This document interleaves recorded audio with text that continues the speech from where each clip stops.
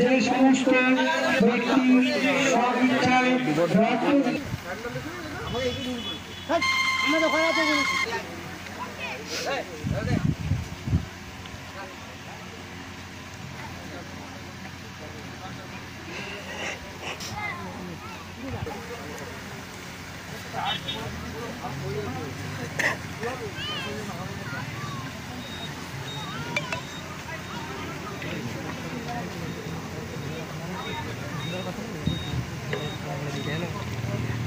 ছেলেরা রক্তদান করছে।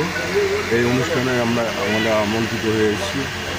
এই 48 ডিগ্রি তাপমাত্রায় যারা রক্ত দিচ্ছে তারা খুবই কষ্টের মধ্যে আছে। আমি তাদের এই ক্লাবের ছেলেদের সর্বাঙ্গীন উন্নতি কামনা করি। সবাইকে ধন্যবাদ জানিয়ে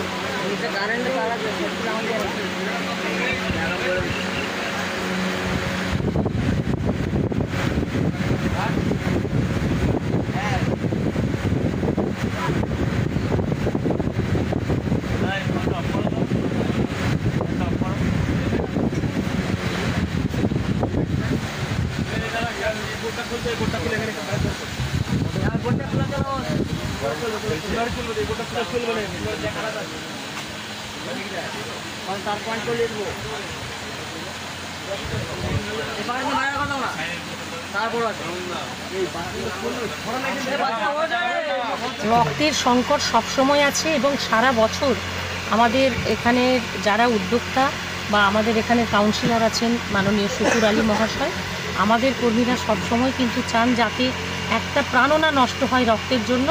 হয়তো যতটা আমাদের দরকার যোগান দেওয়া আমরা সবসময় তো সেটা পারি না, তবু আমাদের একটা সারা বছরের প্রয়াস থাকে কিন্তু যে রক্তদান শিবির আপনারা দেখবেন মাঝে মধ্যেই আমাদের প্রত্যেকটা ওয়ার্ডে সবসময় হয়।